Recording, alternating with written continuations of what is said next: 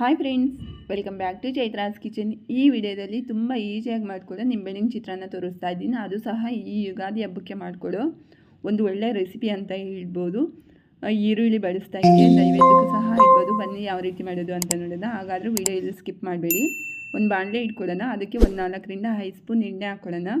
ಅದೊಂದು ಸ್ವಲ್ಪ ಚೆನ್ನಾಗಿ ಬಿಸಿ ಆಗಬೇಕು. ಅದಕ್ಕೆ 1-2 ಸ್ಪೂನ್ ಕಡಲೆ ಬೀಜ ಹಾಕ್ಕೊಳ್ಳೋಣ. ಅದು ಚೆನ್ನಾಗಿ ಫ್ರೈ ಆಗಬೇಕು. ಅದಕ್ಕೆ 1 ಸ್ಪೂನು ಕಡಲೆಬೇಳೆ, 1 ಸ್ಪೂನ್ ಉದ್ದಿನಬೇಳೆ, ಅದು ವೀಡಿಯೋ ಕ್ಲಿಪ್ ಮಿಸ್ ಆಗಿದೆ. 1 ಸ್ಪೂನ್ ಜೀರಿಗೆ, 1 ಸ್ಪೂನ್ ಸಾಸಿವೆ, 3 ಒಣಮೆಣಸಿನ್ಕಾಯಿ ಹಾಕ್ಕೊಳ್ಳೋಣ. ಅದಕ್ಕೆ 7ರಿಂದ 8 ಹಸಿಮೆಣಸಿನ್ಕಾಯಿ ಹಾಕ್ಕೊಳ್ಳೋಣ. ಇದೊಂದು ಸ್ವಲ್ಪ ಹಸಿ ಸ್ಮೆಲ್ ಹೋಗೋವರೆಗೂ ಚೆನ್ನಾಗಿ ಫ್ರೈ ಮಾಡ್ಕೋಬೇಕು. ಅದಕ್ಕೆ ಒಂದು ಸ್ವಲ್ಪ ಕರಿಬೇವು ಹಾಕ್ಕೊಳ್ಳೋಣ. ಒಂದು ಸ್ವಲ್ಪ ಚಿಟಿಕೆಯಷ್ಟು ಅರಿಶಿನ ಹಾಕ್ಕೊಳ್ಳೋಣ. ರುಚಿಗೆ ತಕ್ಕಷ್ಟು ಉಪ್ಪು ಹಾಕ್ಕೊಳ್ಳೋಣ. ಅದಕ್ಕೆ 1 ಕಪ್ ಆಗುವಷ್ಟು ಕಾಯಿ ತುರಿ 1 ಕಪ್ ಆಗೋಷ್ಟು ಹಸಿ ಕಾಯಿ ತುರಿ ಹಾಕ್ಕೊಳ್ಳೋಣ.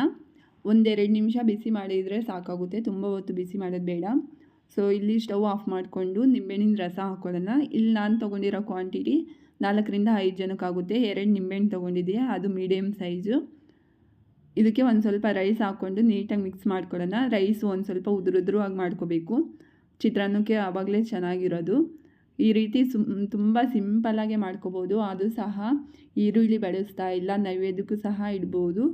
ನೀವು ಈ ರೀತಿ ಹಬ್ಬದ ಟೈಮಲ್ಲಿ ಒಂದು ಸಲ ಟ್ರೈ ಮಾಡಿ. ಈ ಯುಗಾದಿ ಹಬ್ಬಕ್ಕೆ ಹೇಗೆ ಬಂತು ಅಂತ ಕಮೆಂಟ್ ಮಾಡೋದನ್ನು ಮರಿಬೇಡಿ. ಈ ವಿಡಿಯೋ ಏನಾದರೂ ಇಷ್ಟ ಆದರೆ ಪ್ಲೀಸ್ ಲೈಕ್ ಮಾಡಿ, ಶೇರ್ ಮಾಡಿ, ಹಾಗೆ ಸಬ್ಸ್ಕ್ರೈಬ್ ಮಾಡ್ಕೊಳ್ಳೋದು ಮರಿಬೇಡಿ. Thanks for watching.